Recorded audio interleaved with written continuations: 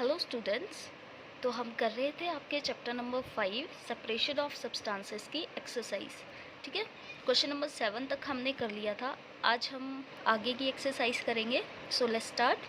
Question number 8 है fill up the blanks. ठीक है, फिल अप्स है। फर्स्ट है the method of separating seeds of paddy from its stock is called dash.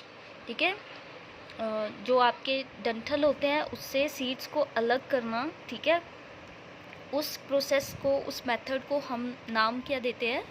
तो हमने पढ़ा था दैट जो भी आपके ग्रेन्स और हम स्टॉक्स को अलग करते हैं बाय यूजिंग थ्रेशिंग। ठीक है, तो मेथड का नाम है थ्रेशिंग। सेकंड है when milk cooled after boiling is poured on to a piece of cloth, the cream malai is left behind on it. This process of separating cream from milk is an example of dash.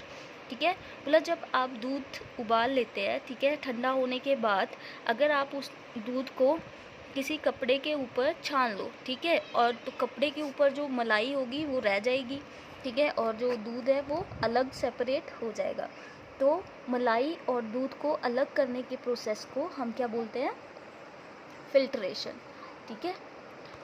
Third है salt is obtain from sea water by the process of dash. ठीक है, सी water से जब हम salt obtain करते हैं तो किस प्रोसेस से करते हैं?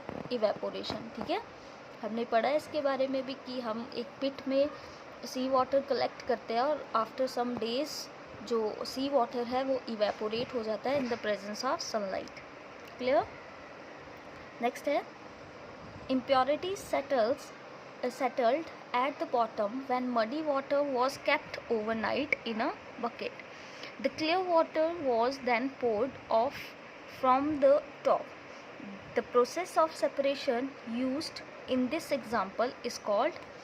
बोला जब आप इम्प्योरिटीज़ किसी मडी वाटर को बकेट में रखो तो इम्प्योरिटीज़ जो हैं वो रात भर में क्या होगा? नीचे उसकी बकेट के बॉटम में बैठ जाएंगी। ठीक है, और जो क्लियर वाटर है फिर आप उसको टॉप में से थोड़ा सा टिल्ट करके उसको अलग कर लोगे। ठीक है, तो इस एग्जांपल में जो प्रोसेस बताया है सेपरेशन का, उस प्रोसेस का नाम हुआ तो सेडिमेंटेशन एंड डिकेंटेशन। ठीक है, सेडिमेंटेशन होता है प्रोसेस जब हमारी इम्प्योरिटीज़ जो है वो नीचे बैठ जाती है, सेटल हो जाती है नीचे।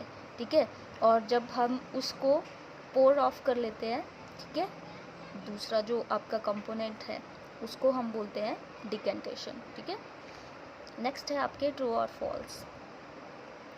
अ mixture of milk and water can be separated by filtration. मतलब पानी और दूध के मिक्सचर को हम फिल्टर करके सेपरेट कर सकते हैं। तो वो तो बिल्कुल मिक्स्ड हो चुके होते हैं, तो हम फिल्टरेशन से उनको सेपरेट नहीं कर सकते। तो ये क्या है? गलत, फॉल्स। सेकंड है the process of winnowing can separate a mixture of powdered salt and sugar.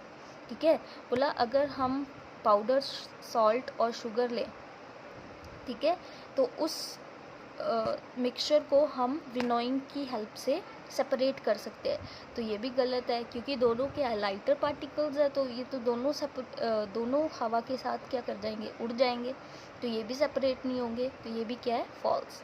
Next है separation of sugar from T can be done with filtration.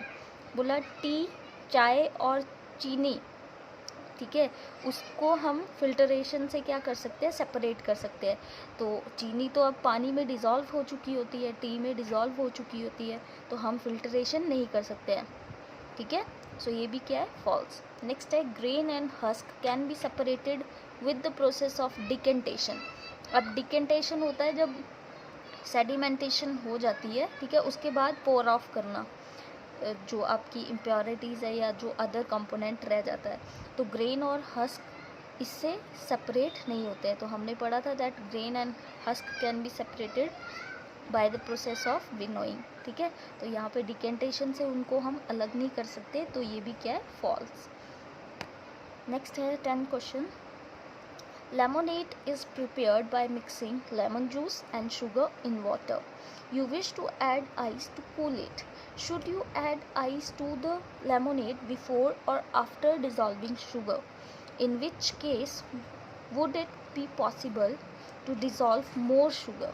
ठीक है, बोला हम जो नींबू पानी बनाते हैं तो लेमन जूस को पानी में घोल के, ठीक है, लेमन जूस लेते हैं, शुगर लेते हैं और उसको पानी में घोल देते हैं, तो आपके पास नींबू का रस, नींबू पानी बन जाता है। ठीक है, अब आप उसको ठंडा करना चाहते हो। ठीक है, तो जो आइस है आप चीनी घोलने से पहले डालोगे या बाद में डालोगे, और कौन सा केस होगा जिसमें ज़्यादा चीनी जो है वो घुलेगी। ठीक है, आइस डालने से पहले ज़्यादा चीनी घुलेगी या आइस डालने के बाद ज़्यादा चीनी जो है वो डिज़ोल्व होगी। ठीक है, सो जब भी हमें आइस डालते हैं, ठीक है, तो लेमोनेड का टेम्परेचर क्या होगा, कम हो जाएगा। और हमने देखा था कि जब भी हमें ज़्यादा शुगर या सॉल्ट पानी में या लिक्विड में डिज़ोल्व करना है तो हम उसको हीट करते हैं, मतलब टेम्परेचर बढ़ाते हैं। ठीक है, तो आइस डालने के बाद टेम्परेचर कम हो जाएगा, तो उस केस में क्या होगा, जो चीनी है वो कम घुलेगी। ठीक है, लेकिन आइस डालने से पहले जो टेम्परेचर होगा पानी का वो थोड़ा ज़्यादा होगा। ठीक है, तो जितना अमाउंट हम ज़्यादा से ज़्यादा अमाउंट हम उसमें क्या कर सकते हैं, डिज़ोल्व कर सकते हैं। लेकिन आइस डालने के बाद शुगर का जो अमाउंट होगा वो कम होगा, तो हम आइस जो है वो शुगर घोलने के बाद ऐड करते हैं। ठीक है, so ice should be added after dissolving sugar. बर्फ़ चीनी घोलने के बाद हमें डालनी चाहिए। Before adding ice the temperature of water is more, so more amount of sugar can be dissolve. ठीक है, आइस डालने से पहले पानी का टेम्परेचर ज़्यादा होगा, इसीलिए ज़्यादा शुगर का अमाउंट उसमें डिज़ोल्व होगा। As we add ice to the lemonade, the temperature will decreases, so less amount of sugar will dissolve. जैसे हम उसमें आइस डाल देंगे लेमोनेड में तो टेम्परेचर क्या होगा, वो कम हो जाएगा, ठंडा हो जाएगा वो लेमोनेड आपका। ठीक है, तो कम शुगर का अमाउंट उसमें जाएगा। So we add ice after dissolving the sugar, इसीलिए हम आइस शुगर घोलने के बाद डालेंगे। ठीक है, सो इसी के साथ आपका जो चैप्टर है वो फिनिश हो गया है। अब नेक्स्ट वीडियो में हम नेक्स्ट चैप्टर शुरू करेंगे। सो आज के लिए इतना ही। Thank you.